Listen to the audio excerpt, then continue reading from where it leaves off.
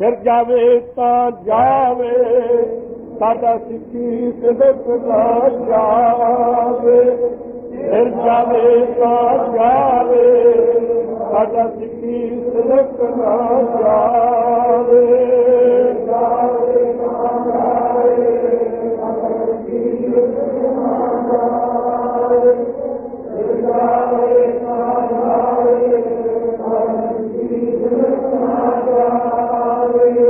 वाहिगुरु जी का खालसा वाहिगुरु जी की फतेह। सतगुरु गरीब नवाज सच्चे पातशाह जी की साजी नवाजी हुई गुरु रूप खालसा साध संगत जीओ, सतगुरु जी की अपार कृपा का सदका है जो लगातार गुरु की अमृत रूप बाणी का नितनेम, वाहिगुरु मंत्र का सिमरन, श्री आसा जी वार का कीर्तन, हजूर के बख्शे हुए श्री मुखवाग की अमृत रूप कथा विचार, फिर श्री सुखमनी साहब जी का पाठ, हुण हरोज की चल रही जो कथा है उसका आप आनंद मानना है। जपजी साहब के बारे विचार अमृत वेले सिंघां दे हुक्म करन तो हो रही सी। सच्चे पातशाह सुभाव गुरमुखां दा। सो कदे किसी गुरुद्वारे साहब के नेड़े जदों जाना, कदे महाराज के सामने तकरी सवारी नूं जान देना, पिछे रोकना, वेखी भाई किते महाराज के मूहरे तक ना सानूं चढ़े चढ़ाए नूं लै चले। सो ये बड़ा अदब साडे मन दे विच गुरु का होना चाहिए। नंगे केसी सतगुरु जी के बराबर नेड़े कदे नहीं आउणा। गुरुद्वारे साहब के उपर नंगे केस करके अपने केस हरे नहीं कदे करने। गुरुद्वारे साहब के जिन्ने ये सारा मकान है गुरुद्वारे साहब का, इसके उपर केसी ना आके असी अपने केस हरे जे करिए तो गुरुद्वारे साहब का अदब नहीं पूरा। सो थले उतर के असी केसां नूं बड़े अदब के नाल हरे करना है। सो इसे तरह श्री गुरु ग्रंथ साहब सच्चे पातशाही का अदब जिन्ना वध तो वध हो सके उन्ना करना बड़ा भारी गुरु के सिख वास्ते जरूरी है। विचार के वेख लीए, इस पासे वाली संकल्प फुरिया है हुणे ही। सो तुर की बाणी द्वारा ही बख्शिश हुंदी आई। जथे दे सिंघां ने शायद ये ख्याल किया है कि अज पोथियां की कथा नहीं होनी, सो ये पोथियां की कथा होनी सी। जिहड़े सिंह पोथियां प्रकाश नहीं कर रहे उन्हां दी ढिल है। सो गरीब नवाज सच्चे पातशाह महाराज साहब अंतरजामी सतगुरु नानक साहब जी ने दात किवें प्राप्त की अकाल पुरख दे पासों। बाणी गुरु, गुरु है बाणी, विच बाणी अमृत सारे। सचखंड विच जा करके दात केड़ी लई सी अकाल पुरख दे पासों मूल मंत्र। सतगुरु अंगद देव साहब महाराज साहब जी सतगुरु नानक साहब के चरणों में किवें पुजे सन। भाई जोध खडूर साहब विच रहण वाला सतगुरु नानक साहब के पास पहुंच करके शब्द जवानी कंठ भी कीते ते कुछ लिख के भी लै गया। जाके वो सारी बाणी कंठ की, अमृत वेले इशनान करके सो वो पाठ करदा होया बाहरों आ रहा सी। सतगुरु अंगद साहब जी बाहर नूं जा रहे सन। कन्ना विच आवाज पई जिवें कंडे हेड़े दा शब्द सुन करके हरन उस आवाज नूं हर मौके ते सुनदा रहिंदा, कदे उस आवाज नूं त्यागदा नहीं। मगरे ही लग पए, उहदे घर तक गए। ये अमृत रूप बाणी किसकी उचारी हुई है, ये साडे चित्त नूं खिंच रही है, बड़ा आनंद बख्श रही है। सो एक इन्हां ने उचारण की है, ये जी गुरु नानक साहब जी की बाणी है। कित्थे ने? श्री करतारपुर साहब दे विच। चंगा फिर उन्हां दे दर्शन चल के करदे हां। जिन्हां दी बाणी ऐसे मन नूं शांति देण वाली, मन नूं खिच पाउण वाली, साडी कल्याण करन वाली है, उन्हां दे दर्शन क्यों ना करिए। भाई जोध की पवित्र रसना तो अमृत रूप बाणी सुन करके सतगुरु अंगद साहब जी के चित्त विच खिच पैण तो आप श्री करतारपुर साहब विच पहुंच करके सतगुरु नानक साहब के दर्शन करके हुक्म मन के आज्ञा विच चल के भला जी भाना जी भुल गए जी रजा विच चल करके सो उन्होंने गुरता गद्दी सतगुरु नानक साहब के पासों प्राप्त की। भाई जदों महाराज के स्वरूप ते रमाला है तुसीं पोथियां क्यों प्रकाश की है, हाले अर्थ नहीं हो रहा बाणी दे। सो इसे तरह खालसा जी सतगुरु अमरदास गरीब नवाज सच्चे पातशाह जी नूं ये दात कित्थों मिली। बीबी अमरो ਸਤਿਗੁਰੂ ਅੰਗਦ ਸਾਹਿਬ ਜੀ ਦੀ ਸੁਪੁੱਤਰੀ ਹਜੂਰ ਦੇ ਭਤੀਜੇ ਨੂੰ ਵਿਆਹੀ ਹੋਈ ਸਤਿਗੁਰੂ ਅਮਰਦਾਸ ਜੀ ਦੇ ਨੂੰ ਉਹ ਅੰਮ੍ਰਿਤ ਵੇਲੇ ਉੱਠ ਕੇ ਇਸ਼ਨਾਨ ਕਰਕੇ ਜਪਜੀ ਸਾਹਿਬ ਦਾ ਪਾਠ ਬੜਾ ਚਿੱਤ ਟਿਕਾ ਕੇ ਕੀਤਾ। ਮਿੱਠੀ ਸੁਰੀਲੀ ਆਵਾਜ਼ ਦੇ ਨਾਲ ਬਾਕੀ ਪਾਠ ਕਰ ਰਹੀ ਹੈ, ਆਸਾ ਦੀ ਵਾਰ ਦਾ ਤੇ ਨਾਲ ਦੁੱਧ ਰਿੜਕ ਰਹੀ ਹੈ। ਸਾਰੀ ਰਾਤ ਵੈਰਾਗ ਵਿੱਚ ਸਤਿਗੁਰੂ ਅਮਰਦਾਸ ਜੀ ਅੱਜ ਵੈਰਾਗ ਵਿੱਚ ਰਹੇ ਹਨ, ਸੁੱਤੇ ਨਹੀਂ। ਸੋ ਅੰਮ੍ਰਿਤ ਵੇਲੇ ਹੋਏ ਤੋਂ ਉਹ ਐਸੀ ਆਵਾਜ਼ ਕੰਨਾਂ ਵਿੱਚ ਪਈ ਜਿਵੇਂ ਤੜਫ ਰਿਹਾ ਬਬੀਏ ਨੂੰ ਸਵੰਤੀ ਬੂੰਦ ਕਿਧਰੇ ਮਿਲ ਜਾਵੇ। ਉਤਰਿਆ ਨੇ ਕੋਠੇ ਤੋਂ ਥੱਲੇ, ਵੇਖਿਆ ਹੈ ਕਿ ਸਾਡੀ ਨੂੰਹ ਪਾਠ ਕਰ ਰਹੀ ਹੈ। ਤੜਕੇ ਨਹੀਂ ਬੁਲਾਇਆ, ਕੌਲੇ ਨਾਲ ਲੱਗ ਕੇ ਖੜੇ ਰਹੇ ਨੇ। ਦਿਨ ਦੇ ਚੜ੍ਹਾਅ ਤੋਂ ਬੀਬੀ ਨੇ ਅੰਦਾਜ਼ਾ ਲਾਇਆ ਦੁੱਧ ਰਿੜਕਿਆ ਗਿਆ ਹੋਵੇਗਾ। ਬਾਣੀ ਦਾ ਨਿਤਨੇਮ ਪੂਰਾ ਹੋ ਚੁੱਕਾ ਹੈ। ਫਿਰ ਆਪਣੇ ਨੇਤਰ ਵੀ ਖੋਲੇ ਹਨ। ਫਿਰ ਵੇਖਿਆ, ਉਸ ਮੌਕੇ ਨੂੰ ਸਤਿਗੁਰੂ ਅਮਰਦਾਸ ਸੱਚੇ ਪਾਤਸ਼ਾਹ ਨੇ ਪੁੱਛਿਆ, ਬੀਬੀ ਇਹ ਬਾਣੀ ਕਿਹਨਾਂ ਦੀ ਹੈ ਜਿਹੜੀ ਤੂੰ ਪੜ੍ਹ ਰਹੀ ਹੈ? ਜਾਲੀ ਰਹਿਣ ਜਾਲ ਦਿਨ ਹੁਆ ਜੇਤੀ ਘੜੀ ਫਾਹੀ ਤੇਤੀ, ਇਹ ਪਵਿੱਤਰ ਸ਼ਬਦ ਸੀ। ਸੋ ਪਹਿਲਾਂ ਕੁਝ ਸੰਕੋਚ ਕੀਤਾ, ਫਿਰ ਕਿਹਾ ਹੈ ਬਾਬਾ ਜੀ ਇਹ ਬਾਣੀ ਸਤਿਗੁਰੂ ਨਾਨਕ ਸਾਹਿਬ ਸੱਚੇ ਪਾਤਸ਼ਾਹ ਜੀ ਦੀ ਹੈ। ਇਹ ਬੀਬੀ ਇਹ ਤਾਂ ਸਾਡਾ ਸੁਭਾਅ ਵਿੱਚ ਦੱਸਿਆ ਹੋਇਆ, ਭਇਆ ਮਨੂਰ ਕੰਚਨ ਫਿਰ ਹੋਵਾ ਜੇ ਗੁਰ ਮਿਲਾ ਤਨੇਹਾ, ਏਕ ਨਾਮ ਅੰਮ੍ਰਿਤ ਕੋ ਦੇਵਾ ਤਉ ਨਾਨਕ ਤਿਸ਼ਟ ਦੇਹਾ। ਉਹਨਾਂ ਦੇ ਦਰਸ਼ਨ, ਉਹ ਆਪ ਤਾਂ ਸੱਚਖੰਡ ਨੂੰ ਚਲੇ ਗਏ ਹਨ, ਉਹ ਗੁਰਤਾ ਗੱਦੀ ਸਾਡੇ ਪਿਤਾ ਨੂੰ ਦੇ ਗਏ ਹਨ। ਚੱਲ ਬੀਬੀ ਉਹਨਾਂ ਦੇ ਦਰਸ਼ਨ ਚੱਲ ਕੇ ਸਾਨੂੰ ਕਰਾ, ਖਡੂਰ ਸਾਹਿਬ ਵਿੱਚੋਂ ਦਰਸ਼ਨ ਹੋ ਸਕਣਗੇ। ਬਾਬਾ ਜੀ ਸਤਿਗੁਰੂ ਪਿਤਾ ਜੀ ਦੀ ਆਗਿਆ ਹੈ ਕਿ ਜਦੋਂ ਤੱਕ ਬੁਲਾਈਏ ਨਾ ਘਰ ਨਹੀਂ ਆਉਣਾ, ਜਦ ਤੱਕ ਭੇਜੀਏ ਨਾ ਸਹੁਰੇ ਘਰ ਨਹੀਂ ਜਾਣਾ। ਫਿਰ ਸਤਿਗੁਰੂ ਪਿਤਾ ਜੀ ਨਾਰਾਜ਼ ਹੋਣਗੇ। ਬੀਬੀ ਜੀ ਮੈਂ ਆਪੇ ਮੁਆਫੀ ਲੈ ਲਵਾਂਗਾ, ਤੂੰ ਪਰਉਪਕਾਰ ਕਰ, ਸਾਡੇ ਨਾਲ ਚੱਲ। ਡੋਲੇ ਉੱਪਰ ਬੀਬਾ ਜੀ ਸਵਾਰ ਹੋਏ, ਸਤਿਗੁਰੂ ਜੀ ਨਾਲ ਚੱਲੇ। ਪਹੁੰਚ ਗਏ ਹਨ ਸਤਿਗੁਰੂ ਅੰਗਦ ਸਾਹਿਬ ਸੱਚੇ ਪਾਤਸ਼ਾਹ ਦੇ ਚਰਨਾਂ ਵਿੱਚ। ਜੋ ਘਾਲ ਕਮਾਈ ਕੀਤੀ ਉਹ ਕਿਸੇ ਤੋਂ ਗੁੱਝੀ ਛਿਪੀ ਨਹੀਂ। 12 ਸਾਲ ਸੇਵਾ ਕੀਤੀ ਤੇ 12 ਹੀ ਵਾਰ ਪ੍ਰਾਪਤ ਕਰਕੇ ਸੋ ਗੁਰਤਾ ਗੱਦੀ ਦੇ ਮਾਲਕ ਬਣੇ। ਸਤਿਗੁਰੂ ਨਾਨਕ ਸਾਹਿਬ ਦਾ ਤੀਸਰਾ ਸਰੂਪ ਪਿਉ ਦਾਦੇ ਜੇਵਿਹਾ ਪੋਤਰਾ ਪ੍ਰਵਾਨ। ਸਤਿਗੁਰੂ ਅੰਗਦ ਸਾਹਿਬ ਜੀ ਪਿਤਾ, ਗੁਰੂ ਨਾਨਕ ਸਾਹਿਬ ਜੀ ਦਾਦੇ, ਤੇ ਉਹਨਾਂ ਦੇ ਘਰ ਵਿੱਚ ਪੋਤਰੇ ਜਨਮੇ ਹਨ ਸਤਿਗੁਰੂ ਅਮਰਦਾਸ ਸੱਚੇ ਪਾਤਸ਼ਾਹ ਜੀ। ਸਤਿਗੁਰੂ ਰਾਮਦਾਸ ਜੀ ਛੋਟੀ ਅਵਸਥਾ ਵਿੱਚ ਹਨ। ਅੱਜ ਪਿਤਾ ਨੇ ਆਗਿਆ ਕੀਤੀ, ਤੁਸੀਂ ਵੱਡੇ ਹੋ ਚੁੱਕੇ ਹੋ, ਕੋਈ ਕਾਰ ਵਿਹਾਰ ਜ਼ਰੂਰ ਕਰਿਆ ਕਰੋ। ਸੰਗਤ ਸ੍ਰੀ ਗੋਇੰਦਵਾਲ ਸਾਹਿਬ ਨੂੰ ਸਤਿਗੁਰੂ ਅਮਰਦਾਸ ਜੀ ਦੇ ਦਰਸ਼ਨ ਕਰਨ ਵਾਸਤੇ ਆ ਰਹੀ ਹੈ। ਆਪ ਜੀ ਨੇ ਉਸ ਦਿਨ ਘੁੰਗੜੀਆਂ ਪਹਿਲੇ ਦਿਨ ਉਬਾਲ ਕੇ ਚੰਗੇਰ ਆਪੇ ਸੀਸ ਦੇ ਉੱਪਰ ਚੱਕੀ ਤੇ ਬਾਜ਼ਾਰ ਦੇ ਵਿੱਚ ਆ ਖੜੇ ਹਨ। ਪਹਿਲਾ ਦਿਨ ਹੀ ਹੈ, ਹੋਕਾ ਨਹੀਂ ਦੇ ਰਿਹਾ, ਆਨੇ ਪਾਈਆ ਟਕੇ ਪਾਈਆ ਨਹੀਂ, ਆਪਣੇ ਆਨੰਦ ਵਿੱਚ ਲੀਨ ਹਨ। ਉਹ ਸੰਗਤ ਗੁਰੂ ਕਾ ਸ਼ਬਦ ਪੜ੍ਹਦੀ ਆਉਂਦੀ ਹੈ। ਉਹਨਾਂ ਵਿੱਚ ਇੱਕ ਬ੍ਰਹਮ ਗਿਆਨੀ ਗੁਰੂ ਕਾ ਸਿੱਖ ਅੰਤਰਜਾਮਤਾ ਹੈ, ਜਿਸ ਨੂੰ ਦੂਰੋਂ ਹੀ ਵੇਖ ਕੇ ਪਤਾ ਲੱਗ ਗਿਆ ਕਿ ਚੌਥੇ ਸਰੂਪ ਦੇ ਵਿੱਚ ਇਹਨਾਂ ਨੇ ਸੰਸਾਰ ਨੂੰ ਪਾਰਨਾ ਹੈ। ਸੋ ਮਨਾ ਆਪਣੀ ਜਨਮਾਂ ਜਨਮਾਤਰਾ ਦੀ ਭੁੱਖ ਇਹਨਾਂ ਦੇ ਪਾਸੋਂ ਫਿਰ ਜੋ ਮੇਟਣੀ ਹੈ, ਤਾਂ ਹੁਣ ਕਿਉਂ ਨਹੀਂ ਤੂੰ ਹਿੰਮਤ ਕਰਦਾ? ਸੋ ਜਾ ਕੇ ਝੋਲੀ ਅੱਡੀ ਹੈ, ਲਿਆਓ ਜੀ ਮੈਨੂੰ ਇਹ ਘੁੰਗੜੀਆਂ ਦਿਓ। ਹਜੂਰ ਨੇ ਪੈਸੇ ਨਹੀਂ ਪੁੱਛੇ, ਕੁਛ ਨਹੀਂ, ਇੱਕ ਮੁੱਠੀ ਭਰ ਕੇ ਛੋਲਿਆਂ ਦੀ ਉਹ ਘੁੰਗੜੀਆਂ ਦੀ ਬੱਕਲੀਆਂ ਦੀ ਪਾ ਦਿੱਤੀ। ਅੰਦਰੋਂ ਬੇਨਤੀ ਕੀਤੀ, ਜੀ ਮੈਂ ਕੋਈ ਛੋਟਾ ਜਿਹਾ ਭੁੱਖਾ ਨਹੀਂ, ਬੜੇ ਜਨਮਾਂ ਜਨਮਾਤਰਾਂ ਦਾ ਭੁੱਖਾ ਹਾਂ। ਇੱਕ ਮੁੱਠੀ ਦੇ ਨਾਲ ਕੀ ਬਣਦਾ ਹੈ, ਹੋਰ ਕਿਰਪਾ ਕਰੋ। ਦੂਸਰੀ ਮੁੱਠੀ ਭਰ ਕੇ ਪਾਈ, ਬੁੱਕ ਭਰ ਕੇ ਪਾਇਆ, ਦੂਸਰਾ ਬੁੱਕ ਪਾਇਆ। ਮੰਗਤਾ ਬੜਾ ਤਗੜਾ ਹੈ, ਬਖਸ਼ਿਸ਼ ਨੇ ਲੈ ਹੀ ਲੈਣੀ ਹੈ। ਸਾਰੀ ਚੰਗੇਰ ਹੀ ਉਲੱਦ ਦਿੱਤੀ। ਸੋ ਆਪ ਘਰ ਨੂੰ ਆਉਣ ਲੱਗੇ ਨੇ। ਗੁਰੂ ਕੀ ਅੰਮ੍ਰਿਤ ਰੂਪ ਬਾਣੀ ਇਹ ਸੰਗਤ ਪੜ੍ਹਦੀ ਹੋਈ ਜੋਤੀਆਂ ਦੀ ਸ਼ਕਲ ਵਿੱਚ ਸ੍ਰੀ ਗੋਇੰਦਵਾਲ ਸਾਹਿਬ ਨੂੰ ਅੱਗੇ ਚਾਲਾ ਪਾਇਆ ਹੈ। ਪਰ ਜਦੋਂ ਉਹ ਆਵਾਜ਼ ਗੁਰੂ ਕੀ ਬਾਣੀ ਦੀ ਕੰਨਾਂ ਵਿੱਚ ਪਈ ਹੈ, ਮਨ ਉਸੇ ਮੌਕੇ ਤੋਂ ਸਤਿਗੁਰੂ ਅਮਰਦਾਸ ਜੀ ਦੇ ਚਰਨਾਂ ਵੱਲ ਨੂੰ ਤੇ ਸੰਗਤ ਦੇ ਚਰਨਾਂ ਵਿੱਚ ਰਹਿ ਗਿਆ। ਕੇਵਲ ਬਾਹਰਲਾ ਸਰੀਰ ਲੈ ਕੇ ਆਪਣੇ ਘਰ ਵਿੱਚ ਪਹੁੰਚੇ ਹਨ। ਐਡੀ ਛੇਤੀ ਵੇਚ ਆਏ ਹੋ, ਪੈਸੇ ਕਿੱਥੇ ਨੇ? ਹੁਣ ਪੈਸੇ ਕਿੱਥੇ? ਅਸਲ ਧਨ ਜਿੱਥੋਂ ਪ੍ਰਾਪਤ ਕਰਨਾ ਹੈ ਉਧਰ ਦੀ ਲਗਨ ਲੱਗ ਚੁੱਕੀ ਹੈ। ਜਾਣਾ ਹੈ, ਗੁਰੂ ਕੇ ਅੰਮ੍ਰਿਤ ਰੂਪ ਬਾਣੀ ਦੀ ਆਵਾਜ਼ ਕੰਨਾਂ ਵਿੱਚ ਪੈ ਚੁੱਕੀ ਹੈ। ਸਾਹਿਬ ਨਿਤਾਣਿਆਂ ਕਾ ਤਾਣ। ਸੋ ਪਿਤਾ ਜੀ ਕਹਿਣ ਲੱਗੇ, ਇਹ ਕਿਵੇਂ ਕੀਤਾ? ਕਹਿੰਦੇ, ਪਿਤਾ ਜੀ ਹੁਣ ਤੁਸੀਂ ਸੰਭੋ ਤੇ ਜਿਵੇਂ ਕਰਨਾ ਹੈ ਉਹ ਸੰਗਤ ਜਾਣਦੀ ਹੈ ਤੇ ਜਾਂ ਸਵਾਮੀ ਸਤਿਗੁਰੂ ਅਮਰਦਾਸ ਜੀ ਜਾਣਦੇ ਹਨ। ਉਹ ਸੰਗਤ ਦੀ ਰਸਨਾ ਤੋਂ ਅੰਮ੍ਰਿਤ ਰੂਪ ਸ਼ਬਦ ਸੁਣ ਕਰਕੇ ਸਤਿਗੁਰੂ ਅਮਰਦਾਸ ਜੀ ਦੇ ਚਰਨਾਂ 'ਚ ਸਤਿਗੁਰੂ ਰਾਮਦਾਸ ਸੱਚੇ ਪਾਤਸ਼ਾਹ ਪਹੁੰਚੇ ਹਨ। ਗਰੀਬ ਨਿਵਾਜ ਸੱਚੇ ਪਾਤਸ਼ਾਹ ਸ੍ਰੀ ਗੁਰੂ ਅਰਜਨ ਦੇਵ ਸਾਹਿਬ ਮਹਾਰਾਜ ਸਾਹਿਬ ਜੀ ਦਾ ਅਵਤਾਰ ਆਪ ਜੀ ਦੇ ਘਰ ਵਿੱਚ ਹੁੰਦਾ ਹੈ।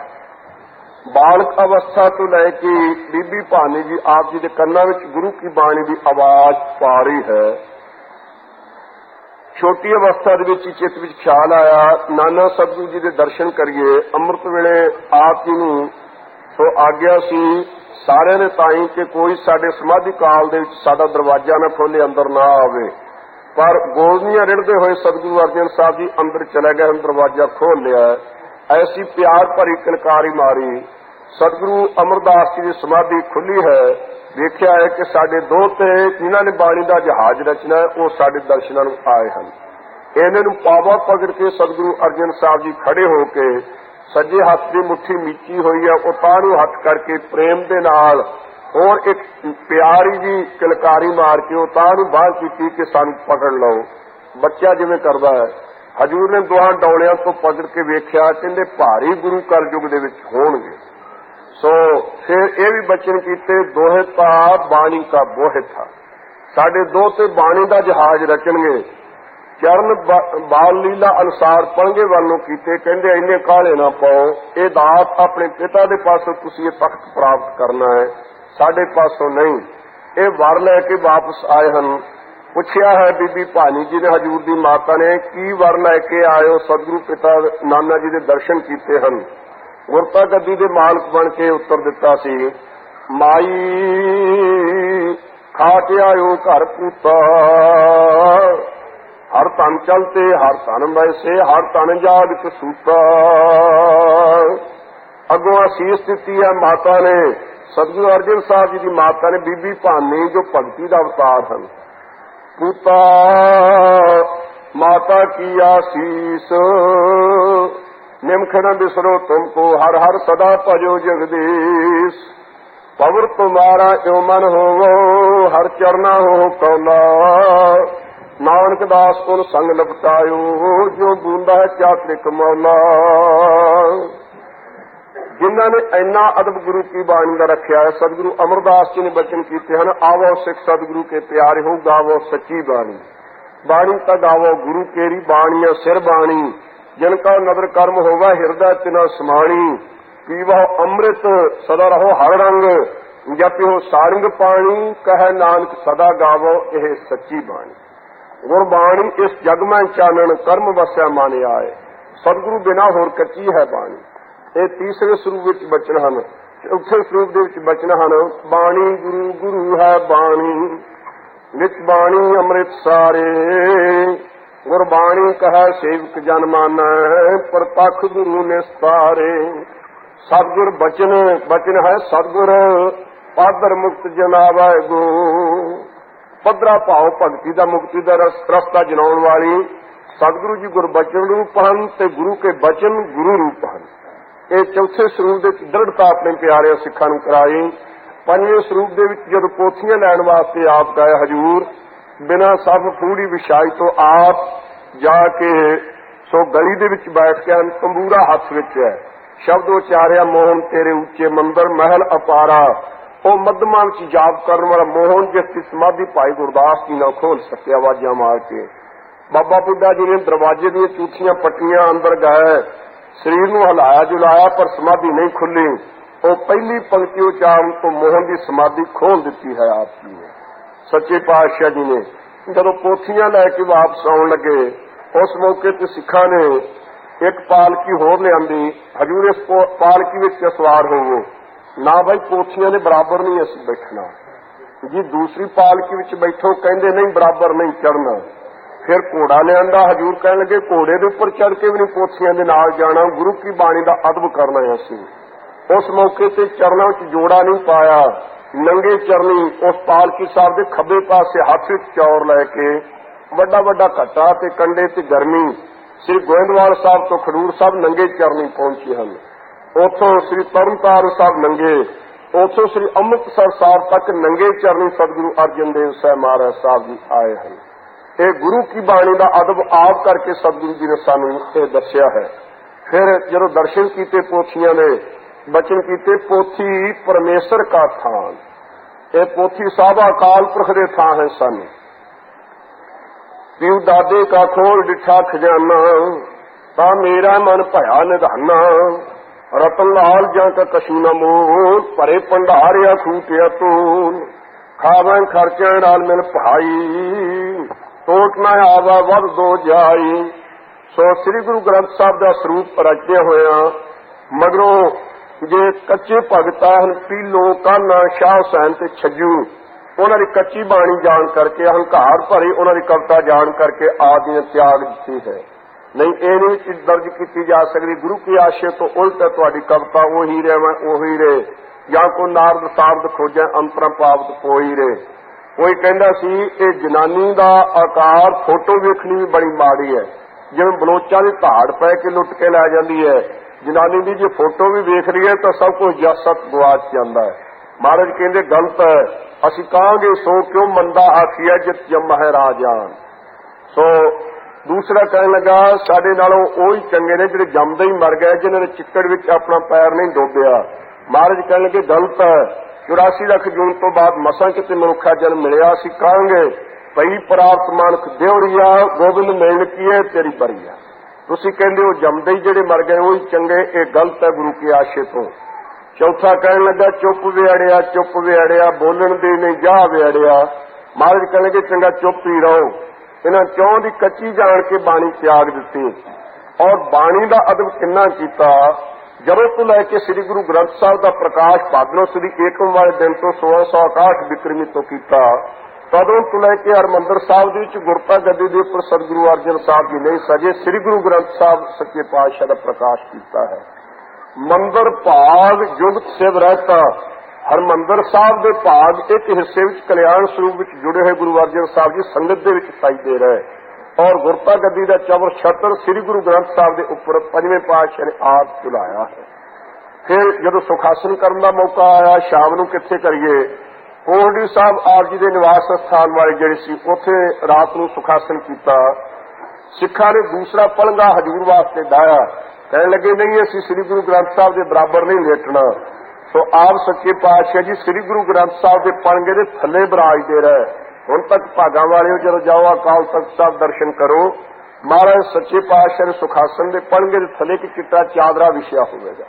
वो निशानी है कि सतगुरु अर्जन साहब जी आप धरती से बराजते रहे और श्री गुरु ग्रंथ साहब जी पलंगे के उपर उस दिन तो आप जी ने सुखासन किया।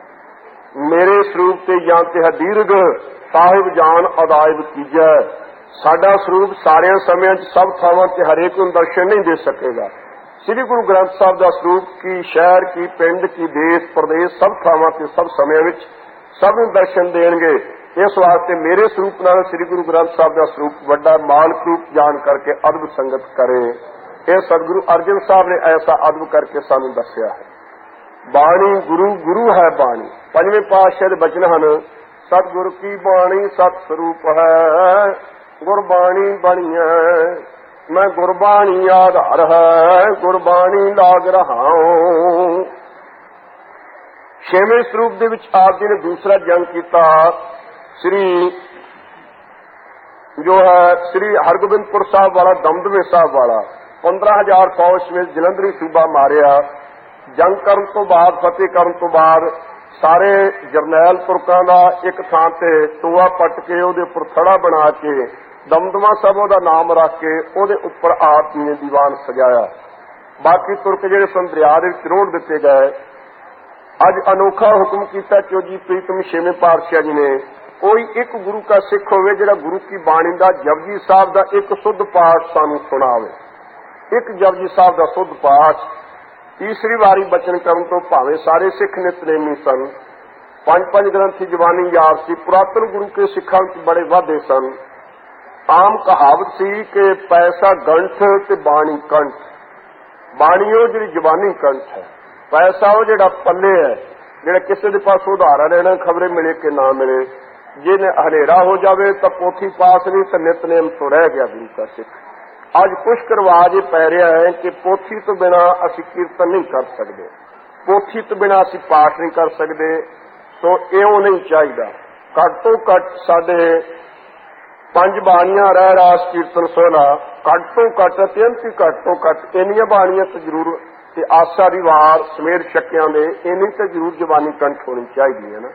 ਜਦੋਂ ਮਰਜ਼ੀ ਚਾਹੀਏ ਤੁਰੇ ਜਾਂਦੇ ਆ ਪੜ੍ਹ ਲਈਏ, ਬੈਠਿਆਂ ਪੜ੍ਹ ਲਈਏ, ਹਨੇਰੇ ਸਵੇਰੇ ਪੜ੍ਹ ਲਈਏ। ਹਰ ਮੌਕੇ ਤੇ ਬਾਣੀ ਕੰਠ ਕਰਨ ਦਾ ਸੁਭਾਅ ਅੱਜ ਸੰਗਤ ਵਿੱਚੋਂ ਘਟ ਰਿਹਾ ਹੈ। ਇਹ ਸਾਡੇ ਵਾਸਤੇ ਘਾਟੇ ਵਾਲੀ ਗੱਲ ਹੈ। ਪੁਰਾਤਨ ਗੁਰੂ ਕੇ ਸਿੱਖਾਂ ਦੇ ਪਾਸ ਇੰਨੀਆਂ ਪੋਥੀਆਂ ਤੇ ਇੰਨੇ ਗੁਟਕੇ ਨਹੀਂ ਸਨ ਹੁੰਦੇ, ਸਭ ਜ਼ਬਾਨੀ ਕੰਠ ਕਰਦੇ ਸਨ। ਸੋ ਸੱਚੇ ਪਾਤਸ਼ਾਹ ਮਹਾਰਾਜ ਸਾਹਿਬ ਦਾ ਹੁਕਮ ਤੀਸਰੀ ਵਾਰੀ ਹੋਣ ਤੋਂ ਭਾਈ ਗੋਪਾਲੇ ਨੇ ਸੋਚਿਆ ਕਿ ਹਜ਼ੂਰ ਦਾ ਬਚਨ ਨਿਸਫਲ ਨਾ ਜਾਵੇ, ਹੱਥ ਜੋੜ ਕੇ ਖੜਾ ਹੋਇਆ।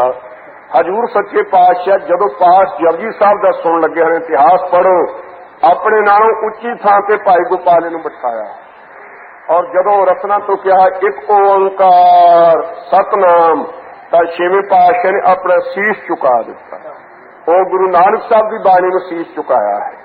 ਗੁਰੂ ਕੀ ਬਾਣੀ ਦਾ ਅਦਬ ਆਪਣੇ ਗੁਰਤਾ ਗੱਦੀ ਦੇ ਮਾਲਕ ਹੁੰਦਿਆਂ ਸੁਣਦਿਆਂ ਛੇਵੇਂ ਪਾਤਸ਼ਾਹ ਜੀ ਗੁਰੂ ਕੀ ਬਾਣੀ ਦਾ ਇੰਨਾ ਅਦਬ ਕਰਦੇ ਹਨ। ਸੋ ਭਾਈ ਗੋਪਾਲੇ ਨੂੰ ਉੱਚੀ ਥਾਂ ਤੇ ਬਿਠਾ ਕੇ ਉਸਦੇ ਪਾਸੋਂ ਜਪਜੀ ਸਾਹਿਬ ਦਾ ਪਾਠ ਸੁਣਿਆ। ਇਹਦੇ ਬੱਚੇ ਦੇਈਏ ਕੀ, ਸਿਰੋਂ ਪਾਉ ਕੀ ਦੇਈਏ, ਇਹਦੀ ਉਮਰ ਲੰਬੀ ਕਰ ਦਈਏ, 4 ਯੁੱਗ ਲੰਮੀ ਉਮਰ, ਤੇ ਫਿਰ ਵੀ ਇਹ ਭਾਈ ਗੋਪਾਲਾ ਤਾਂ ਮਰ ਜਾਵੇਗਾ। ਇਹਨੂੰ ਰਿੱਧੀਆਂ ਸਿੱਧੀਆਂ ਕਰਾਮਾਤਾਂ ਦੇ ਦਈਏ, ਫਿਰ ਵੀ ਗੱਲ ਨਹੀਂ ਬਣਨੀ। ਸਵਰਗ ਦਾ ਰਾਜ ਵੀ ਛੁੱਟਿਆ ਗਿਆ ਹੈ, ਬ੍ਰਹਮ ਲੋਕ ਵਿੱਚ ਵੀ ਅੰਤ ਨੂੰ ਨਹੀਂ ਰਿਹਾ ਜਾਣਾ। ਬੈਕੁੰਠ ਵਿੱਚ ਵੀ ਕੀ ਭੇਜਣਾ, ਕੀ ਦੇਈਏ, ਤਿੰਨਾਂ ਲੋਕਾਂ 'ਚ ਕੋਈ ਚੀਜ਼ ਲੱਭ ਨਹੀਂ ਰਹੀ ਜਿਹੜਾ ਇੱਕ ਜਪਜੀ ਸਾਹਿਬ ਦਾ ਸੁੱਧ ਪਾਠ ਕਰਨ ਤੋਂ ਭਾਈ ਗੋਪਾਲੇ ਨੂੰ ਅੱਜ ਦਿੱਤੀ ਜਾ ਸਕੇ। ਗਰੀਬ ਰਿਵਾਜ ਨੇ ਵਿਚਾਰਿਆ ਕਿ ਗੁਰਤਾ ਗੱਦੀ ਸਭ ਤੋਂ ਵੱਡੀ ਹੈ, ਗੁਰਤਾ ਗੱਦੀ ਇਹਨਾਂ ਨੂੰ ਬਖਸ਼ ਦੇ। ਪਰ ਜਦੋਂ ਕੇਵਲ ਇੱਕ ਪੌੜੀ ਰਹਿ ਗਈ, ਹਜ਼ੂਰ ਆਪਣਾ ਗੋਡਾ ਚੱਕਣ ਲੱਗੇ। ਭਾਈ ਗੋਪਾਲੇ ਨੂੰ ਸੰਕਲਪ ਹੋਇਆ ਕਿ 5 ਘੋੜੇ 1.25 ਲੱਖ ਦੀ ਕੀਮਤ ਤੇ ਆਏ। ਇੱਕ ਹਜ਼ੂਰ ਨੇ ਰੱਖਿਆ, 3 ਸਿੱਖਾਂ ਨੂੰ ਦਿੱਤੇ, 5ਵਾਂ ਤਬੇਲੇ ਵਿੱਚ ਮੈਨੂੰ ਦੇਣ, ਮੈਂ ਉਹਦੇ ਉੱਪਰ ਚੜ੍ਹ ਕੇ ਤੁਰਕਾਂ ਦਾ ਰਾਸ ਬੜਾ ਕਰਿਆ ਕਰਾਂ। ਹਜ਼ੂਰ ਮੁਸਕਰਾ ਕੇ ਗੋਡਾ ਥੱਲੇ ਟਿਕਾਇਆ। ਜਪਜੀ ਸਾਹਿਬ ਹੋਇਆ ਸੰਪੂਰਨ। ਹਜ਼ੂਰ ਨੇ ਬੜੇ ਵਰ ਬਖਸ਼ੇ। ਭਾਈ ਗੋਪਾਲਿਆ ਘੋੜੇ ਦੀ ਲੋੜ ਹੈ, ਚੰਗਾ ਲਿਆਓ ਭਾਈ 1.25 ਲੱਖ ਦੀ ਕੀਮਤ ਦਾ ਘੋੜਾ। ਇਕੱਲਾ ਘੋੜਾ ਨਹੀਂ, ਉਹਦੇ ਉੱਪਰ 1.25 ਲੱਖ ਦੀ ਸੁਨਹਿਰੀ ਕਾਠੀ ਪਾ ਕੇ ਲਿਆਓ। ਫਿਰ ਉਹਦੇ ਉੱਪਰ ਧਨ ਦੀ ਖੁਰਜੀ ਭਰ ਕੇ ਲਿਆਓ, ਮੋਹਰਾਂ ਸੋਨੇ ਦੀਆਂ ਭਰੀਆਂ ਹੋਣ, ਤੇ ਇੱਕ ਸਾਡਾ ਖਾਸ ਝੋਗਾ ਲਿਆਓ, ਅਸੀਂ ਸਿਰੋਂ ਪਾਓ ਵੀ ਨਾਲ ਬਖਸ਼ਣਾ। ਲੈ ਭਾਈ ਗੋਪਾਲਿਆ ਤੇਰੀ ਇੱਛਾ ਹੈ ਘੋੜਾ, ਤੇ ਨਾਲ ਸਾਡੀ ਇੱਛਾ ਆ ਨਾਲ ਲੈ, ਇਹਦੇ ਉੱਪਰ ਸੁਨਹਿਰੀ ਕਾਠੀ, ਧਨ ਦੀ ਖੁਰਜੀ, ਤੇ ਆ ਤੈਨੂੰ ਸਿਰੋਂ ਪਾਓ ਦੇਗੀ। ਸਿਰੋਂ ਪਾਓ ਮਿਲਣ ਲੱਗਾ ਖਾਲਸਾ ਜੀ, ਪਹਿਰ ਸਿਰ ਪਾਓ ਸੇਵਕ ਜਨ ਮੇਲੇ, ਨਾਨਕ ਪ੍ਰਗਟ ਪਹਾਰੇ। ਭਾਈ ਗੋਪਾਲਿਆ ਤੂੰ ਇੱਕ ਜਪਜੀ ਸਾਹਿਬ ਦਾ ਸੁੱਧ ਪਾਠ ਸਾਨੂੰ ਸੁਣਾ ਕੇ ਪ੍ਰਸੰਨ ਕੀਤਾ ਹੈ, ਗੁਰੂ ਕੇ ਸਿੱਖਾ ਜਮਦੂਤਾਂ ਦੇ ਵਸ ਅੰਤ ਨੂੰ ਨਹੀਂ ਪਾਵੇਗਾ। ਇੱਥੇ ਹੀ ਬਸ ਨਹੀਂ, ਹਜ਼ੂਰ ਨੇ ਕਿਹਾ ਭਾਈ ਗੋਪਾਲਿਆ ਤੇਰੀਆਂ 21 ਕੁਲਾਂ ਸੱਚਖੰਡ ਨੂੰ ਜਾਣਗੀਆਂ। ਇੱਥੇ ਵੀ ਨਹੀਂ, ਕਹਿੰਦੇ ਗੁਰਸਿੱਖਾ ਜਿਸ ਕੁਲ ਵਿੱਚ ਪੈਦਾ ਹੋਇਆ ਉਹ ਤੇਰੀ ਸਾਰੀ ਕੁਲ ਸੱਚਖੰਡ ਨੂੰ ਭੇਜੀ। ਤੂੰ ਇੱਕ ਜਪਜੀ ਸਾਹਿਬ ਦਾ ਸੁੱਧ ਪਾਠ ਸਾਨੂੰ ਸੁਣਾਇਆ, ਕਿਤੇ ਮਾਮੂਲੀ ਗੱਲ ਹੈ। ਇਹ ਬਚਨ ਕਹਿ ਕੇ ਆਪਣੀ ਛਾਤੀ ਨਾਲ ਭਾਈ ਗੋਪਾਲ ਨੂੰ ਲਾ ਕਰਕੇ ਬਖਸ਼ਿਸ਼ ਕਰ ਦਿੱਤੀ ਹੈ। ਇੰਨਾ ਅਦਬ ਧੰਨ ਗੁਰੂ ਛੇਵੇਂ ਪਾਤਸ਼ਾਹ ਮਹਾਰਾਜ ਸਾਹਿਬ ਜੀ ਨੇ। ਬਾਣੀ ਗੁਰੂ, ਗੁਰੂ ਹੈ ਬਾਣੀ, ਵਿੱਚ ਬਾਣੀ ਅੰਮ੍ਰਿਤ ਸਾਰੇ। 7ਵੇਂ ਸਰੂਪ ਦੇ ਵਿੱਚ ਹਜ਼ੂਰ ਸੱਚੇ ਪਾਤਸ਼ਾਹ ਜੀ ਆਪ ਰਾਜੇ ਹੋਏ ਨੇ। ਸੰਗਤ ਪਸ਼ੌਰ ਦੀ ਦਰਸ਼ਨਾਂ ਨੂੰ ਆਈ, ਸ਼ਬਦ ਪੜ੍ਹਦੇ ਆਏ ਨੇ। ਦੁਪਹਿਰਾ ਸੀ, ਹਜ਼ੂਰ ਆਪਣੇ ਸੁਖਾਸਨ ਤੇ ਨਿਵਾਸ ਕਰ ਰਹੇ ਨੇ। ਸੰਗਤਾਂ ਨੇ ਵਿਚਾਰ ਕੀਤੀ, ਹਜ਼ੂਰ ਬਰਾਜੇ ਨੇ ਬਾਣੀ ਕੀ ਨਾ ਪੜੋ। ਸੋ ਦੂਸਰੇ ਕਹਿਣ ਲੱਗੇ ਕਦੇ ਸਤਿਗੁਰੂ ਜੀ ਵੀ ਸੌਂਦੇ ਆ, ਸਤਿਗੁਰ ਜਾਗਤਾ ਹੈ ਦਿਓ, ਪੜ੍ਹੀ ਚਲੋ ਖੁਸ਼ ਹੋਣਗੇ। ਨੇੜੇ ਜਾ ਪੰਕਤੀਆਂ ਪੜ੍ਹਦੇ ਹਨ ਬਾਣੀ ਦੀ ਉੱਚੀ ਧੁਨ ਦੇ ਨਾਲ। ਹਜ਼ੂਰ ਹੜਬੜਾ ਕੇ ਉੱਠੇ ਔਰ ਛੇਤੀ ਨਾਲ ਉੱਠਣ ਲੱਗਿਆ ਤਾਂ ਆਪ ਜੀ ਦੇ ਗੋਡੇ ਦੇ ਉੱਪਰ ਚੋਟ ਆਪ ਜੀ ਦੇ ਪਲੰਘੇ ਦੀ ਲੱਗੀ। ਸੰਗਤਾਂ ਹੈਰਾਨ ਹੋਈਆ, ਹਜ਼ੂਰ ਤੁਹਾਡੀ ਉਚਾਰੀ ਹੋਈ ਬਾਣੀ ਤੇ ਫਿਰ ਇੰਨੀ ਜਲਦੀ ਉੱਠੇ। ਕਹਿਣ ਲੱਗੇ ਭਾਈ ਸਤਿਗੁਰੂ ਜੀ ਦੀ ਬਾਣੀ ਤੁਰਕੀ ਬਾਣੀ, ਅਕਾਲ ਪੁਰਖ ਦੀ ਬਾਣੀ ਦਾ ਅਦਬ ਜੇ ਅਸੀਂ ਨਹੀਂ ਕਰਾਂਗੇ ਤਾਂ ਹੋਰ ਕੌਣ ਕਰੇਗਾ। ਔਰ ਬਚਨ ਕੀਤੇ ਗੁਰਬਾਣੀ ਜਿਨ ਭੈ ਨਾ ਧਾਰਾ, ਜਾਣੋ ਸੋ ਨੈ ਸਿੱਖ ਹਮਾਰਾ। ਇੰਨਾ ਅਦਬ ਸਤਿਗੁਰੂ ਹਰ ਰਾਏ ਸਾਹਿਬ ਸੱਚੇ ਪਾਤਸ਼ਾਹ ਜੀ ਨੇ ਆਪ ਰੱਖਿਆ। ਸੋ ਖਾਲਸਾ ਜੀ ਗੁਰੂ ਕੀ ਬਾਣੀ ਦਾ ਅਦਬ ਕਰਨਾ ਬੜਾ ਜ਼ਰੂਰੀ ਹੈ। ਸੋ ਕਈ ਮਨਮੁਖਾ ਸਾਧਾਂ ਦੇ ਬਾਰੇ ਸੁਣਨ ਵਿੱਚ ਆਈ ਹੈ, ਉਹ ਆਪ ਤਾਂ ਪਲੰਘੇ ਤੇ ਬੈਠੇ ਹੁੰਦੇ ਆ ਤੇ ਖੁਸ਼ਾਮਦੀ ਲੋਕ ਰਾਗੀ ਉਹਨਾਂ ਦੇ ਥੱਲੇ ਬਹਿ ਕੇ ਕੀਰਤਨ ਕਰਦੇ। ਵਿਚਾਰ ਕਰਨੀ ਹੈ, ਗੁਰੂ ਕੀ ਬਾਣੀ ਦੀ ਬੇਅਦਬੀ ਹੈ। ਸੰਥਾ ਕਰਾਉਣ ਲੱਗਿਆਂ ਕਈ ਲੋਕ ਆਪ ਪਲੰਘੇ ਤੇ ਬਹਿੰਦੇ ਆ ਤੇ ਸੰਥਾ ਕਰਨ ਵਾਲਾ ਪੋਥੀ ਲੈ ਕੇ ਥੱਲੇ ਬੈਠਾ ਹੁੰਦਾ।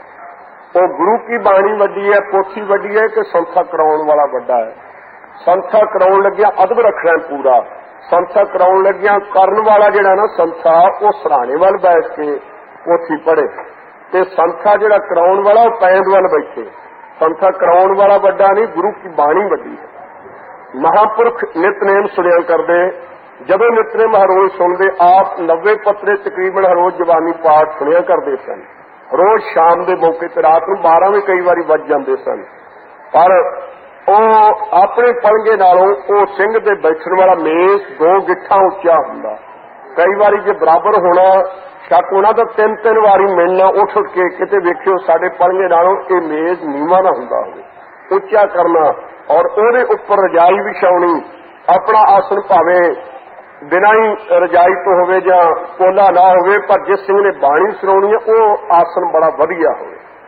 ਔਰ ਜਦੋਂ ਵੀ ਗੁਰੂ ਕੀ ਬਾਣੀ ਦੀ ਸੰਥਾ ਕਰਾਉਣੀ ਹੈ, ਸੰਥਾ ਕਰਨ ਵਾਲਾ ਉੱਚੀ ਥਾਂ ਤੇ ਸੰਥਾ ਕਰਾਉਣ ਵਾਲਾ ਨੀਵੀਂ ਥਾਂ। ਗੁਰੂ ਕੀ ਬਾਣੀ ਦਾ ਅਦਬ ਇਹ ਗੁਰੂ ਕੇ ਪਿਆਰਿਓ ਆਪਾਂ ਕਰਨਾ ਹੈ।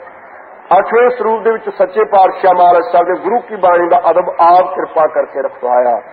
9ਵੇਂ ਸਰੂਪ ਦੇ ਵਿੱਚ ਆਪ ਜੀ ਨੇ ਬਚਨ ਕੀਤੇ ਕਿ ਅਸੀਂ 10ਵੇਂ ਸਰੂਪ ਦੇ ਵਿੱਚ ਗੁਰਤਾ ਗੱਦੀ ਸ੍ਰੀ ਗੁਰੂ ਗ੍ਰੰਥ ਸਾਹਿਬ ਜੀ ਨੂੰ ਦੇਣੀ ਹੈ।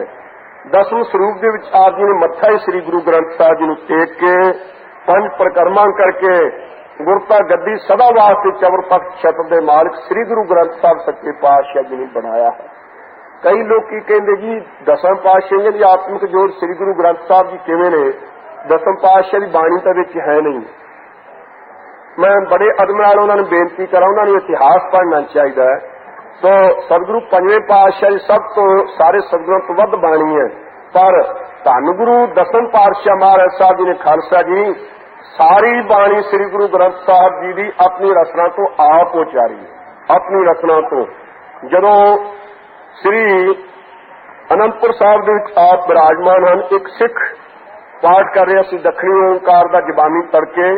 ਪੰਕਤੀ ਪੜ੍ਹੀ ਕਰਤੇ ਕੀ ਨਿਤ ਕਰਤਾ ਜਾਣੈ, ਕੈ ਜਾਣੇ ਗੁਰਸੂਰਾ ਦੀ ਥਾਂ ਤੇ ਪੜ੍ਹ ਦਿੱਤਾ ਕੇ ਜਾਣੈ ਗੁਰਸੂਰਾ। ਕੇ ਤੇ ਕੈ ਦਾ ਫਰਕ ਬੜਾ ਭਾਰੀ ਹੈ। ਹਜੂਰ ਨੇ ਕਿਹਾ ਸਿੰਘਾ ਸੋਚ ਕੇ ਸਮਝ ਕੇ ਪੜ੍ਹ, ਗਲਤ ਪੜ੍ਹਦਾ ਹੈ। ਸਿੰਘ ਨੇ ਨਹੀਂ ਸੁਣਿਆ, ਦੁਬਾਰਾ ਕਿਹਾ ਨਹੀਂ ਸੁਣਿਆ। ਹਜੂਰ ਨੇ ਭੇਜਿਆ ਭਾਈ ਮਲਿਆਗਰ ਸਿੰਘ ਨੂੰ, ਕਹਿੰਦੇ ਇਹਦੇ 2 ਚਾਟਾਂ ਲਾ। ਚਪੇੜਾ ਲਾਈਆਂ ਜਾ ਕੇ। ਸਿੱਖ ਬਾਣੀ ਤਾਂ ਪੜ੍ਹੀ ਗਿਆ ਪਰ ਭਰਿਆ ਪੀਤਾ ਦੀਵਾਰ ਵਿੱਚ ਆਇਆ। ਸੋ ਚਿੱਤ ਬੜਾ ਭਾਰੀ ਕਾਹਲਾ ਪਿਆ ਹੋਇਆ ਸੀ। ਮਹਾਰਾਜ ਨੇ ਪੁੱਛਿਆ ਸਿੰਘਾ ਕਿਵੇਂ ਘਬਰਾਇਆ ਜਿਹਾ ਬੈਠਾ ਹੈ? ਮਹਾਰਾਜ ਤੁਹਾਡੀ ਬਾਣੀ ਨੇ ਤਾਂ ਜਮਦੂਤਾਂ ਦੀ ਕੁੱਟ ਤੋਂ ਬਚਾਉਣਾ ਸੀ, ਤਾਂ ਇੱਥੇ ਹੀ ਕੁੱਟ ਪੈਣ ਲੱਗ ਗਈ। ਕਾਰਨ ਕੀ? ਕਹਿੰਦੇ ਜੀ ਐਉਂ ਮੈਂ ਤੜਕੇ ਪੜ੍ਹਿਆ ਸੀ ਤੁਹਾਡੇ ਸਿੰਘ ਨੇ ਮੈਨੂੰ ਕੁੱਟਿਆ ਤੇ ਸਿੰਘ ਤੁਹਾਡਾ ਹਜੂਰੀ ਹੈ। ਮਹਾਰਾਜ ਕਹਿਣਗੇ ਸਿੰਘਾ ਤੈਨੂੰ 2 ਚਪੇੜਾਂ ਵੱਜੀਆਂ, ਤੈਨੂੰ ਇੰਨਾ ਦੁੱਖ ਨਹੀਂ, ਤੂੰ ਸਾਡੇ ਅੰਗ ਹੀ ਭੰਨ ਤੋੜ ਦਿੱਤੇ। ਸਾਡੇ ਅੰਗ ਦੁਖ ਰਹੇ, ਤੂੰ ਤਾਂ ਮਰੋੜ ਦਿੱਤੇ, ਭੰਨ ਤੋੜ ਦਿੱਤੇ। ਮਹਾਰਾਜ ਕਦੋਂ? ਕਹਿੰਦੇ ਪੜ੍ਹ ਪੰਕਤੀ ਪੜ੍ਹੀ ਸਿੰਘ ਨੇ ਕਰਤੇ ਕੀ ਨਿਤ ਕਰਤਾ ਜਾਣੇ ਕੇ ਜਾਣੇ ਗੁਰਸੂਰਾ। ਮਹਾਰਾਜ ਕਹਿਣਗੇ ਇੱਥੇ ਤਾਂ ਕੈ ਜਾਣੇ ਗੁਰਸੂਰਾ ਪਾਠ। ਇਹਨੂੰ ਇਹਦੇ ਅਰਥ ਦਾ ਪਤਾ? ਕੈ ਨਾਮ ਹੈ ਜਾਣ ਦਾ, ਜਾਂ ਤਾਂ ਅਕਾਲ ਪੁਰਖ ਜਾਣਦਾ ਜਾਂ ਗੁਰੂ ਸੂਰਮੇ ਜਾਣਦੇ ਹਨ। ਕੇ ਦਾ ਅਰਥ ਹੈ ਕੀ ਜਾਣਦਾ? ਗੁਰੂ ਸੂਰਮਾ ਭਾਵ ਨਹੀਂ ਜਾਣਦਾ। ਜੇ ਗੁਰੂ ਸੂਰਮਾ ਹੀ ਨਹੀਂ ਪਰਮੇਸ਼ਰ ਦੀ ਮਰਿਆਦਾ ਨੂੰ ਜਾਣਦਾ ਤਾਂ ਜਾਣੇਗਾ ਕੌਣ? ਅਨਰਥ ਹੋ ਗਿਆ ਸਿੰਘਾ। ਇਸ ਵਾਸਤੇ ਸਾਡੇ ਅੰਗ ਤਾਂ ਤੋੜੇ ਨੇ, ਸਾਨੂੰ ਦਰਦ ਬਹੁਤ ਹੀ ਹੋ ਰਹੀ ਹੈ ਗੁਰਮੁਖਾ ਤੇਰੀਆਂ ਚਪੇੜਾਂ ਨਾਲ। ਹੈਰਾਨ ਹੋ ਗਿਆ ਸਿੱਖ, ਬੜਾ ਅਦਬ ਵਿੱਚ ਆਇਆ।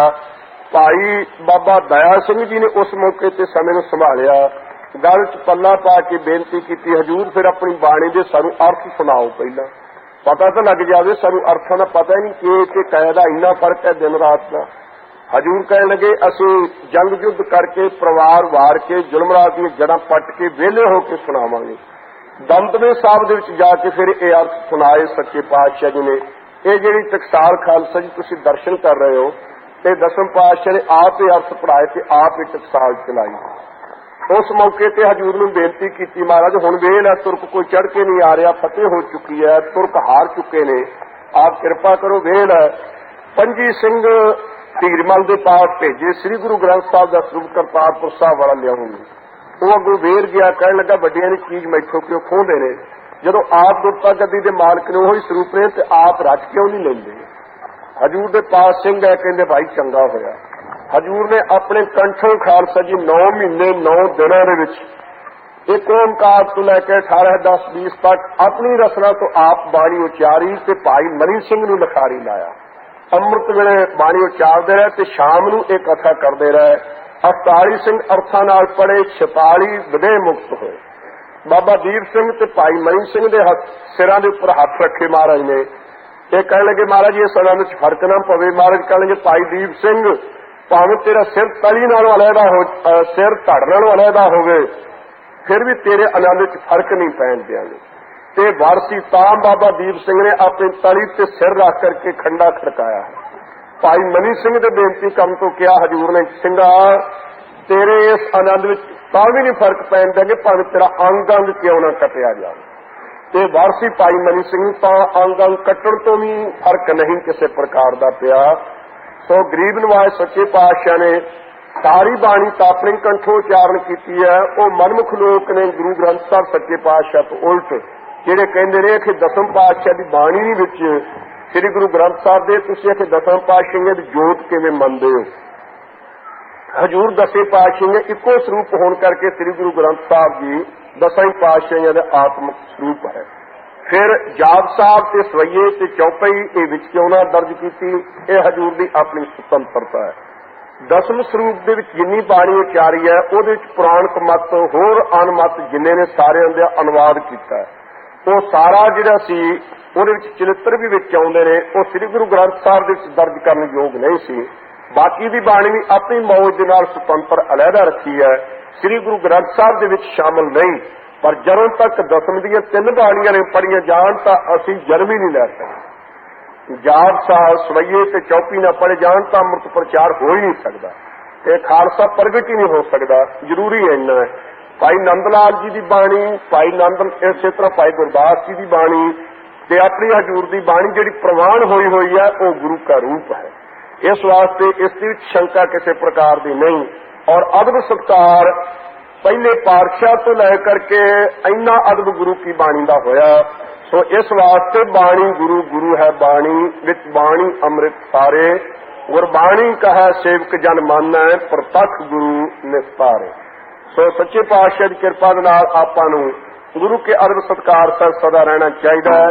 जे कोई करे शंका करे तो यह उत्तर जरूर दे देने कि दसे पातशाहियां गुरु बने गुरु की बाणी पढ़ के हैं और गुरु की बाणी द्वारा उपदेश पहला मिला तो फिर गुरु के चरणों पहुंचे हम। जे सतगुरु जी बाणी सुन करके गुरता गद्दी नूं प्राप्त होए ने, भी केवल गुरु की बाणी करेगी, होर कोई करन समर्थ नहीं। जे कोई कहे कि जिहड़ा जी बाणी पढ़ के सुनाउण वाला अखियों गुरु बन जाता है, श्री गुरु ग्रंथ साहब जी तो बोलते नहीं, तो फिर भाई जिन्ने अखंड पाठी ने ये सारे गुरु ने, आ जिन्हें आपां नूं कीर्तन सुणाउंदे ने फिर सारे गुरु ने, क्योंकि बाणी पढ़ के सुणाउंदे हैं। ये बाणी पढ़ के सुनाउण वाले गुरु है, बाणी गुरु नहीं तो फिर तो सारे ही अपने गुरु बन गए। तो फिर वो चौधरी जिहड़ा कल्ला कहाउंदा मैं गुरु हां, ओहदा चौधरी पुणा रह कित्थे गया? फिर भी ये दलील पूरी नहीं टुकदी। इस वास्ते केवल गुरु की बाणी ही गुरु है, होर कोई गुरु कलयुग दे विच है ही नहीं। दसे पातशाहियां दा स्वरूप श्री गुरु ग्रंथ साहब जी की अमृत रूप बाणी दा अदब जदों तक इशनान ना कर लीए महाराज जी ताबिया नहीं करे आना। अमृत वेले ये जंगल मैदान जाके आइए तो जदों तक इशनान नहीं कर लेना तदों तक गुरु की ताबिया नहीं कर सकना। घट तो घट 5 इशनाना करके सतगुरु जी की ताबिया आना है, चंगी तरह गोडियां तक पैर धो के। कई थावां ते वेख्या है बीमारी है कईयां नूं वेखण विच आए ने साध दूरों जदों आउणा तां अगे अपने लीड़ा विछाउंदे आउणा ते अपनियां पैरां च ओही जराबां जुत्ती वालियां लै के ते ताबे आ बैठना। वड्डे वड्डे महात्मा कहाउंदे ने वो गुरु की बाणी का अदब नहीं करते, ये बेअदबी है। गुरु के सिंह ने अदब सत्कार सहित आउणा है और जदों तक घट तो घट 5 इशनाना नहीं पहला इशनान अमृत वेले कीता होवे तदों तक महाराज जी ताबिया नहीं बैठ सकते। महाराज जी ताबिया बह के पैर नूं हथ नहीं लाउणा, महाराज ताबिया बह के नक नूं मूंह नूं मुशहरियां ते हथ नहीं फेरना, झूठा हो जाता है। तो परने दे नाल किरिया करनी जो करनी है। सतगुरु सच्चे पातशाह दे उपर रुमाला फेरना है, कदे गर्द नहीं पैण देनी। और श्री गुरु ग्रंथ साहब सच्चे पातशाह दा स्वरूप प्रकाश करके बाकी दी गल्लां कदे नहीं करी जानियां। जे किसी ने बचन करना भी अव्वल तो महाराज की ताबिया करना नहीं चाहिए। ये जरूरी भी है तो महाराज उपर रुमाला पा के अदब सत्कार दे नाल करना है। सच्चे पातशाह कृपा करन आपां नूं इह अदब सत्कार बख्शण जिस करके अपना भला होवे। ਸੋ ਇੱਕ ਦੂ ਜੀਬਾਂ ਦੇ ਵਿੱਚ ਸੁਭ ਇੱਛਾ ਦਾ ਕਥਨ ਕੀਤਾ ਸੀ ਅੰਮ੍ਰਿਤ ਵੇਲੇ। ਸੋ ਇਹ ਅਵਸਥਾ ਗੁਰਮੁਖ ਪਿਆਰੇ ਜਿਹੜੇ ਜਗਿਆਸੂ ਜਨ ਹਨ ਉਹਨਾਂ ਦੀ ਹੈ। ਤੇ ਜਿਹੜੀ ਆਖਣ ਜੋਰ ਦੀ ਅਵਸਥਾ ਹੈ ਸਤਿਗੁਰੂ ਜੀ ਨੇ ਕਿਰਪਾ ਕਰਕੇ ਇਹ ਆਪਣੇ ਅਧਿਕਾਰੀਆਂ ਨੂੰ ਦਿੱਤੀ ਹੈ। ਰਾਤੀ ਰੁਤੀ ਦੀ ਅਵਸਥਾ ਜਿਹੜੀ ਹੈ ਤਨੂ ਮਾਨਸਾ ਦੀ, ਇਹ ਸਿੱਖ ਦੀ ਅਵਸਥਾ ਹੈ। ਧਰਮਖੰਡ ਦੀ ਜਿਹੜੀ ਹੈ ਸਤਵਾਂ ਪਦ ਚੌਥੀ ਭੂਮਿਕਾ ਹੈ, ਸਤਸੰਗੀ ਦੀ ਅਵਸਥਾ ਹੈ। ਗਿਆਨ ਖੰਡ ਜਿਹੜਾ ਹੈ ਇਹ ਅਸਲ ਸਖਤ ਜਿਹੜੀ ਪੰਜਵੀਂ ਭੂਮਿਕਾ ਹੈ, ਇਹ ਸੇਵਕ ਦੀ ਅਵਸਥਾ ਮਹਾਰਾਜ ਨੇ ਕਹੀ ਹੈ। ਕਰਮਖੰਡ ਜਿਹੜਾ ਹੈ ਇਹਦੇ ਵਿੱਚ ਪਦਾਰਥਾ ਭਾਵਨੀ ਛੇਵੀਂ ਤੇ ਸਨਮੁਖ ਦੀ ਅਵਸਥਾ ਮਹਾਰਾਜ ਨੇ ਕਹੀ ਹੈ। ਜਦ ਪਹਾੜਾ ਦੇ ਵਿੱਚ ਤੁਰਿਆ ਅਵਸਥਾ ਤੇ ਗੁਰਮੁਖ ਪਿਆਰੇ ਦੀ ਅਵਸਥਾ ਹੈ। ਨਾਨਕ ਨਦਰੀ ਨਦਰ ਨਿਹਾਲ, ਇਹ ਸਤਿਗੁਰੂ ਜੀ ਦੀ ਆਪਣੀ ਅਵਸਥਾ ਹੈ। ਸਤਿਗੁਰੂ ਜੀ ਜਿਸ ਵੱਲ ਕਿਰਪਾ ਭਰੀ ਨਿਗਾਹ ਨਾਲ ਤੱਕਣ, ਕਿਰਪਾ ਕਟਾਖ ਅਵਲੋਕਨ ਕੀਨੋ, ਦਾਸ ਕਾ ਦੁੱਖ ਬਿਦਾਰਿਓ। ਬ੍ਰਹਮ ਗਿਆਨ ਉਪੀ ਭੂਖਣ ਘੜਿਆ ਤਾਂ ਜਾਣਾ, ਜਦ ਦਾ ਪਹਾੜਾ ਹੋਣਾ ਚਾਹੀਦਾ, ਸੁਨਿਆਰੇ ਦੀ ਦੁਕਾਨ, ਧੀਰਜ ਰੂਪ ਸੁਨਿਆਰਾ ਹੋਣਾ ਚਾਹੀਦਾ ਹੈ। ਐਰਨ ਵਕਤ ਬੁੱਧ ਅਚਲ ਜਿਹੜੀ ਹੈ ਇਹ ਬੁੱਧ ਅਚਲ ਐਰਨ ਹੋਣੀ ਚਾਹੀਦੀ ਹੈ। ਤੇ ਐਰਨ ਵਕਤ ਵੇਦ ਹਥਿਆਰ, ਨਾਨਾ ਪ੍ਰਕਾਰ ਦੇ ਵੇਦਾਂ ਦੇ ਬਚਨ ਰੂਪੀ ਹਥੌੜੇ ਜਿੰਨੇ ਮਰਜੀ ਪੈਣ, ਗੁਰੂ ਕੇ ਸਿੱਖ ਦੀ ਮੱਤ ਬੁੱਧ ਗੁਰੂ ਕੀ ਬਾਣੀ ਤੋਂ ਕਦੇ ਆਸੇ ਪਾਸੇ ਨਹੀਂ ਹੋਣੀ ਚਾਹੀਦੀ। ਭੈ ਪਰਮੇਸ਼ਰ ਦਾ ਧਾਰਨ ਕਰਨਾ, ਇਹ ਖੱਲਾ ਹੋਣਾ ਚਾਹੀਦਾ। ਖੱਲਾ ਜਿਹੜਾ ਹਵਾ ਨੂੰ ਦੇਣ ਵਾਲਾ, ਇਹ ਖੱਲ ਹੁੰਦੀ ਹੈ। ਲੁਹਾਰਾਂ ਦੇ ਪਾਸ ਦੋ ਹੁੰਦੀਆਂ ਨੇ, ਸੁਨਿਆਰੇ ਦੇ ਪਾਸ ਇੱਕੋ ਹੁੰਦੀ ਹੈ। ਇਸ ਵਾਸਤੇ ਖੱਲਾ ਪਾਸ ਹੈ, ਖੱਲਾ ਨਹੀਂ ਕਰਨਾ, ਖਲਾ ਨਹੀਂ ਕਰਨਾ। ਖਲ ਮੂਰਖ ਦਾ ਨਾਂ ਹੁੰਦਾ। ਪਾਓ ਖੱਲਾ, ਅਗਨ ਤਪ ਤਾਓ ਤੇ ਬ੍ਰਹਮ ਅਭਿਆਸ ਰੂਪੀ ਅਗਨੀ ਬਾਲ ਕਰਕੇ ਤਾ ਦੇਣਾ ਹੈ। ਭਾਂਡਾ ਭਾਓ, ਭਾਂਡਾ ਕਿਹੜਾ ਸਾਡਾ ਹਿਰਦਾ ਭਾਵਨਾ ਸਾਹਿਬ ਜਿਹੜਾ ਹੋਣਾ, ਇਹ ਪੁਠਾਰੀ ਹੋਣੀ ਚਾਹੀਦੀ ਹੈ। ਤੇ ਅੰਮ੍ਰਿਤ ਮਹਾਰਾਜ ਸਾਹਿਬ ਦਾ ਪਵਿੱਤਰ ਉਪਦੇਸ਼ ਉਹਦੇ ਵਿੱਚ ਢਾਲ ਪਾਉਣਾ ਚਾਹੀਦਾ ਹੈ। ਭਾਂਡਾ ਪਾਓ ਅੰਮ੍ਰਿਤ ਢਾਲ ਘੜੀਆ ਸ਼ਬਦ, ਗੁਰੂ ਕੀ ਸ਼ਬਦ ਅਨੁਸਾਰ ਇਸ ਮਨ ਦੀ ਘਾਟ ਘੜਨੀ ਹੈ। ਸੱਚੀ ਟਕਸਾਲ ਗੁਰੂ ਕੀ ਸੰਗਤ ਵਿੱਚ ਲਿਆ ਕੇ ਗੁਰਮੁਖ ਆਪਣਾ ਮਨ ਮਾਰਿਆ, ਸ਼ਬਦ ਕਸਵੱਟੀ ਲਾਏ। ਜਿਨ ਕੋ ਨਦਰ ਕਰਮ ਤਿਨ ਕਾਰ, ਜਿਨ੍ਹਾਂ ਤੇ ਕਿਰਪਾ ਭਰੀ ਨਿਗਾਹ ਉਹਨਾਂ ਨੂੰ ਇਹ ਕਾਰ ਪ੍ਰਾਪਤ ਹੋਈ ਹੈ। ਫਿਰ ਉਹਨਾਂ ਤੇ ਜਿਨ ਕੋ ਨਦਰ ਕਰਮ ਤਿਨ ਕਾਰ, ਨਾਨਕ ਨਦਰੀ ਨਦਰ ਨਿਹਾਲ। ਸਤਿਗੁਰੂ ਜੀ ਕਿਰਪਾ ਭਰੀ ਨਿਗਾਹ ਦੇ ਨਾਲ ਉਹਨੂੰ ਨਿਹਾਲ ਕਰ ਦਿੰਦੇ ਹਨ। ਸੱਚੇ ਪਾਤਸ਼ਾਹ ਮਿਹਰਾਂ ਕਰਦੇ ਹਨ। ਸ਼ਲੋਕ ਦੇ ਵਿੱਚ ਗੁਰੂ ਦਾ ਨਿਰਣਾ ਕੀਤਾ, ਗੁਰੂ ਕੈਸਾ ਹੁੰਦਾ ਹੈ। ਸਤਿਗੁਰੂ ਨਾਨਕ ਸਾਹਿਬ ਜੀ ਕੈਸੇ ਹਨ। ਇਹ ਪਵਿੱਤਰ ਅਵਸਥਾ ਸੱਚਖੰਡ ਵਸੈ ਨਿਰੰਕਾਰ, ਉੱਥੇ ਗੁਰਮੁਖ ਪਿਆਰਾ ਜਾ ਕੇ ਪਹੁੰਚਦਾ, ਤੁਰਿਆ ਅਵਸਥਾ ਵਾਲਾ। ਸੋ ਆਪ ਅਕਾਲ ਪੁਰਖ ਜਿੱਥੇ ਵਸਦਾ ਹੈ ਤੇ ਨਦਰੀ ਨਦਰ ਨਿਹਾਲ ਦੀ ਇਹ ਸਤਿਗੁਰੂ ਜੀ ਦੀ ਆਪਣੀ ਅਵਸਥਾ। ਇਹ ਜਪਜੀ ਸਾਹਿਬ ਦੇ ਵਿੱਚ ਆਪ ਜੀ ਨੇ ਕਿਰਪਾ ਕਰਕੇ ਇਹ ਖੰਡ, ਇਹ ਅਵਸਥਾ ਦੱਸੀਆਂ ਹਨ। ਸੋ ਉਹਨਾਂ ਗੁਰਮੁਖ ਪਿਆਰਿਆਂ ਦਾ ਜੀਵਨ ਅਸਲ ਹੈ ਜਿਨ੍ਹਾਂ ਤੇ ਐਸੀ ਅਵਸਥਾ ਵਾਪਰਦੀ ਹੈ